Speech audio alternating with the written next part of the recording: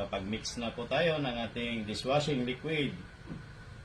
My own mix na dishwashing liquid. Ito po ang aking gawa. 40 pesos lang po, isang 800 ml na ganito po. At dito naman po tayo sa, papakita ko po sa inyo, nagluto po ako ng tinapa. Yan. Siya ka lang muna, Leo. Nita niya kasi namoy niya yung luto ko ng tinapa Ito naman po ang aking homemade tinapa.